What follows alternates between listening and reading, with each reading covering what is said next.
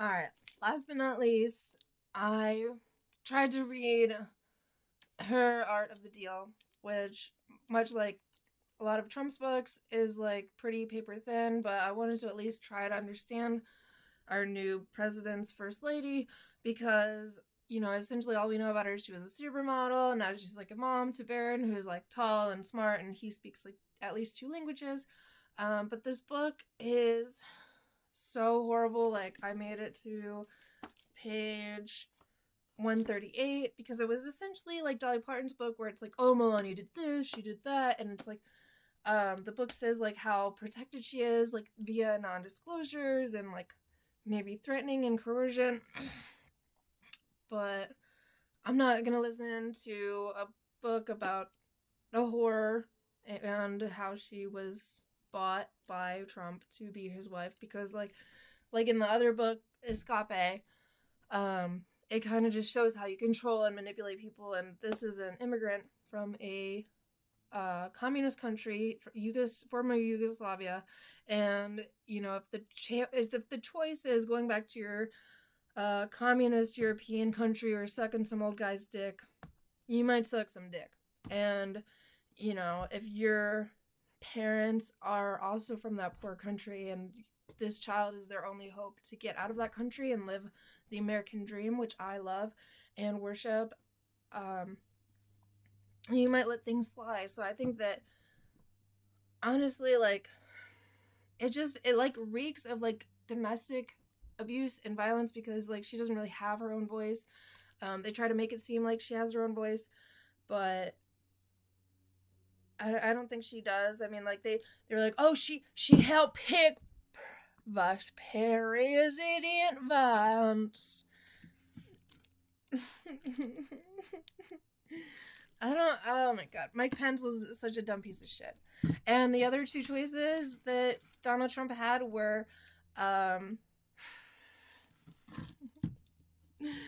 my god. Krispy Kreme, Chris Christie, corporate, corrupt piece of shit from New Jersey, or Newt Gingrich, who is a turd. Like, as a real Republican who believes in the rights of the individual and not giving money to fund wars and put pockets in pharmaceutical companies and BlackRock, like, he's a turd. He's a complete piece of shit, much like Mitch McConnell, much like Nancy Pelosi. Rest in peace, Dianne Feinstein. Also, same toilet, different turd. Like, and so Melania was like, or Donald was like, yo, Melania, who do you think is gonna be my president? And Melania was like, well, I don't know. Let's ask. Because this is her personality. Her personality is a bag. Her personality is a bag. I mean, literally, there's nothing to her. Like, I mean, and I don't know if that's better or worse than, like, Hillary Clinton, who was, like, essentially more of a vice president to her husband than Kamala Harris was, for better or for worse. Like,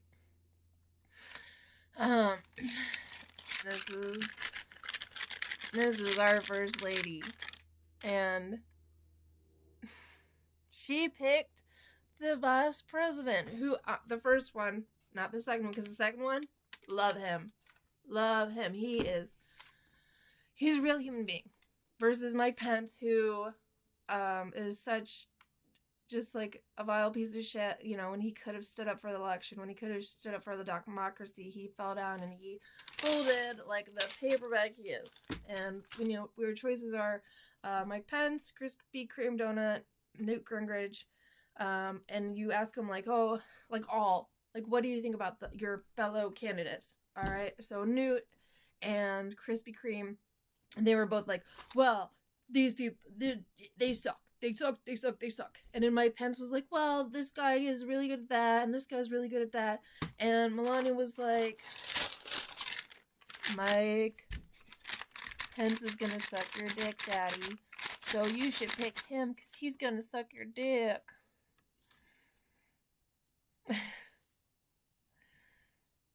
God, it's so disgusting because, like,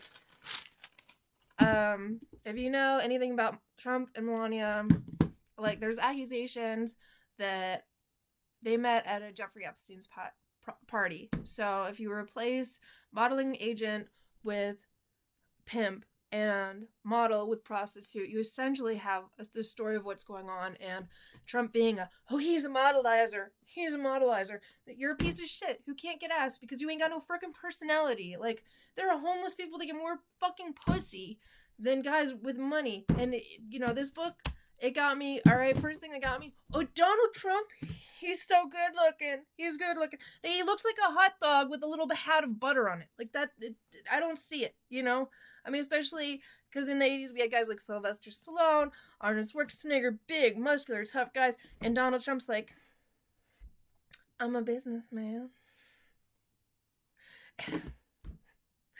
And this is not attractive. No, and I just made me vomit because it's just kowtowing. Like, this book, it's lettuce. It's a nice little puff piece. She got to go all over the world and talk to people that knew Melania, and good for her, She got an expense account to write this puff piece about somebody that used to look a lot like Kate Moss, because before somebody like Jeffrey Epstein introduced her to Donald Trump, because that's my version of the story. That the version of this story that is in the book is that another modeling agent introduced him, and that's the story they're sticking to. The story I'm sticking to is that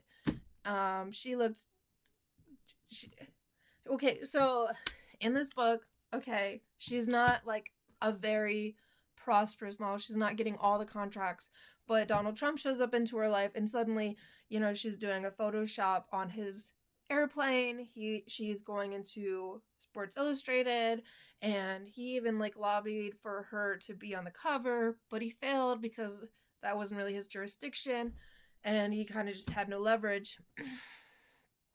So I couldn't do it. I got to like page 138, and she started quoting Maureen Dodd, who's a fucking moron. Like, honestly, like, if you quote Moron Dodd, you're an idiot, because she's like literally the Illuminati. Like, she went to Denver, Colorado when pot was first legalized, and she had a whole chocolate bar, which probably at that time was 100 milligrams, and she was like, I sat in my hotel room after my chocolate bar, and I didn't like it, so I don't see why pot should be legal. I don't see pot should be legal, because I didn't like it. Pot should be legal because it's a fucking plant, and it cures cancer.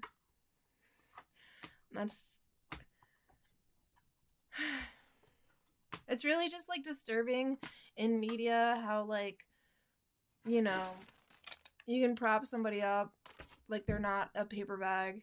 And I get it, she stands up for herself, where it's like, she was like, you wouldn't be with him if he didn't have money, and she was like, he wouldn't be with me if I wasn't pretty. That's how that's any different than polygamy or religion or cults, and it's really vile and disgusting, and I couldn't get into it, so I'm not gonna finish the book. So, and that's like a rarity. Like some books, like like the Dolly Parton book, I can hold out 400 pages to like get the whole story, but there's just nothing, especially if it's gonna be like the Dolly Parton, where it's like, we have to stick to strict facts or we're gonna get sued. Like, there's nothing about her. She was a model. She looked like Kate Moss. She wasn't making money. She ran into Donald Trump via somebody else, and then she was in Sports Illustrated, and then she was photographed practically naked on Donald Trump's airplane. And now she's the first lady, and I swear to God, I was like, Melania's our bitch now. I voted for Trump because the other option was a fucking turd, and he is a hot dog with a little butter on him. So I was like, yeah, let's give it a shot. But you know what? She is a robot. She looks like a robot, and I want proof that she's not a robot, honestly, because If I were her parents, I would be like, yeah, turn my child into a robot. I'll take millions of dollars, and we can have our child in private, and you can have our robot daughter in public. And it's just very, very interesting. I mean, she literally has like the same like happy, shocked look that Tiffany Trump has on her face, and Tiffany honestly looks like she is being threatened with a lobotomy if she goes out of line again. Like honestly, it's like scared, shocked, fake smile. Um, this is a comedy page. This is my opinion. I don't think any of that was funny, but this book is not very good. So, I don't know. It is what it is. I use my comedy page for a lot of things, and you know, if you think it was funny, you think it's funny. If you don't, you don't. Either way, I was trying to be funny.